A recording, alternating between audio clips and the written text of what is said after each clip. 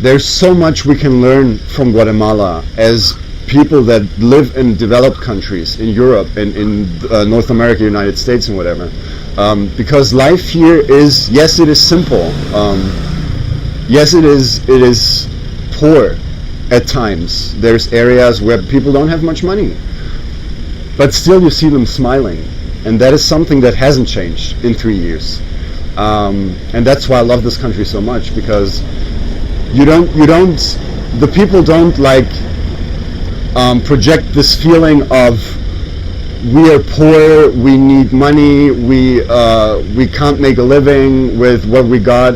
No, they just, they work, they stick at it, they do what they do, and they're happy doing it. They enjoy themselves, and they're still like very friendly towards travelers, towards strangers and tourists visiting, and that is something that is really remarkable, I think.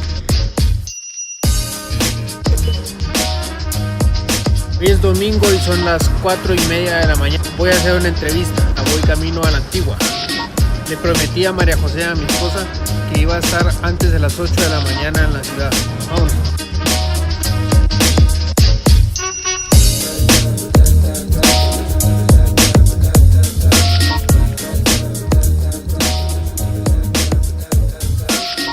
Pensé que iba a estar silencio, pero como se dan cuenta, este país no para.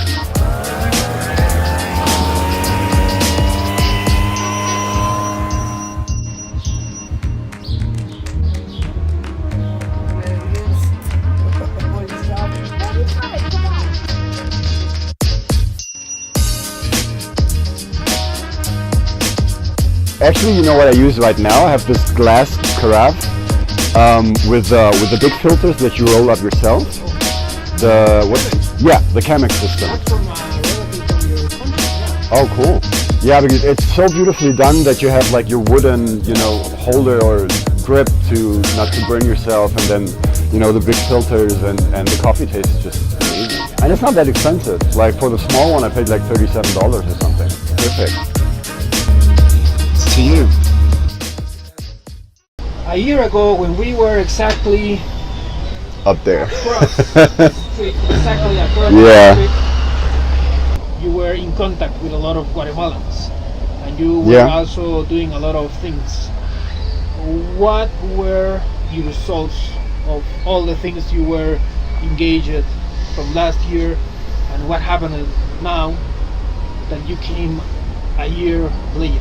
The first 2 times I was here in Guatemala, it was more about traveling, obviously, because I saw this country for the first time, and I fell in love with it the first time, and so I had to come back to discover more about it and learn more about it and learn more about the culture and the natural sights that you can find here.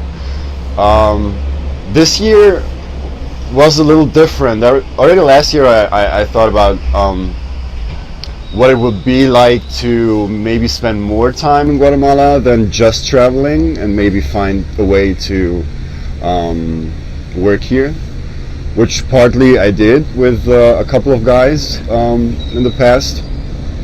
So this year I set out to travel, of course, again, but not doing like the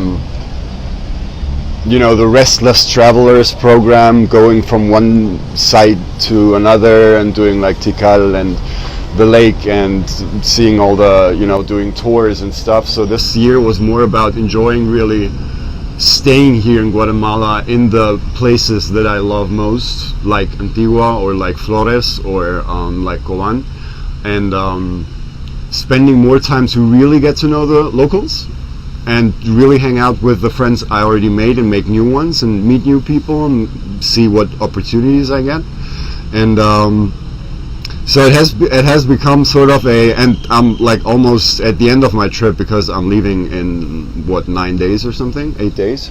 So it has become a travel/working trip for me, because wherever I would spend time, hotels or cities, I already knew people that had like companies, restaurants, owners of hotels or whatever, and I would like just talk to them and see if they needed my services as a photographer or as a web designer, and that's how it basically happened. And I've been like working all these six weeks like on and off. But it's different if you like work in a cold office in Germany where it's winter right now, minus 10 degrees or something, or you just have your little office space on the porch of a hotel in the mangroves in the jungle, right? And it's 30 degrees outside, you're hanging around with your shorts and just enjoying yourself. So this has been really special, and I guess that answers your question, I hope. This is a question on perspective. How did you find things on the country, on Guatemala, 1 year after you left? What did you see different? What did you thought that it is that you say, oh, these Guatemalans are not looking into this? Yeah. Good things and bad things. Yeah. Well, let's start with not so good things. I mean, obviously, every country that has tourism and is good for tourism wants to use that, right? Wants to exploit that factor because it's a huge economic factor. It can benefit a country, of course, but it can do it harm as well, in terms of natural like sites being not destroyed but being abused by tourists who don't have respect for whatever it is they're visiting. So I think I said that last year when talking about Machu Picchu, for example, that people try to grab stones and take them with them home, like from the temples and stuff. So there's a lot of many natural wonders in Guatemala that need protection. And I think when did we do the interview? Was last year, right? So I had the possibility and the pleasure to meet a couple of really pristine places like El Mirador or Laguna La Chua that are almost like untouched still. But something like El Mirador, it might get different. It might get, and I'm happy I did it last year because Tikal, for example, I did it 2 years ago, and they told me that now for the sunrise or for the sunset tour, they charge you 100 Qs extra. So it's 150 for the just going in, and then you pay an extra 100 if you want to do the sunset or the sunrise. Back when I did it 2 years ago, that didn't exist. You paid like maybe 20 quetzales, so they took you like to the other side of the temple 4, but that's it. And now it already, you can see a huge increase of cost for these sites, which on one hand is good because then, well, I hope they put the money to the right use, right? So they used it to conserve the site and to keep it and take care of it. But if it's just out of like greed to make more money and not really take care of the site, that would be a pity because it's such a beautiful spot. It's such a beautiful, like treasure you have in your country, one of many. And so I've seen that going on. On the other hand, I've been like to Semuc Champey for the 3rd time, and I've seen it not change a bit.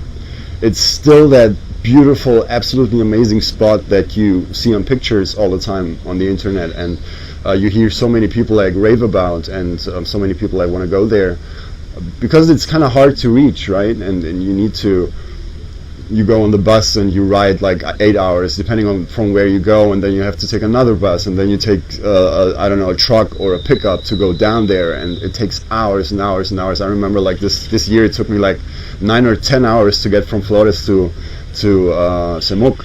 So not many want to do that.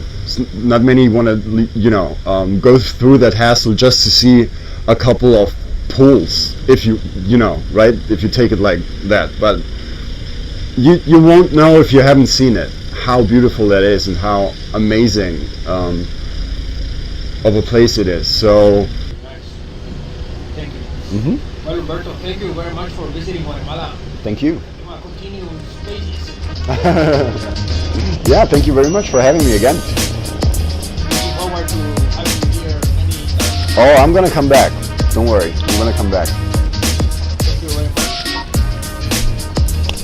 Diego, gracias. Nos vemos el año próximo.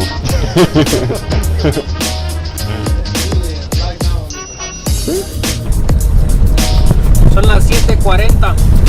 Estoy bajando el puente de San Cristóbal, que estoy en la ciudad. Hasta luego, cafeteros.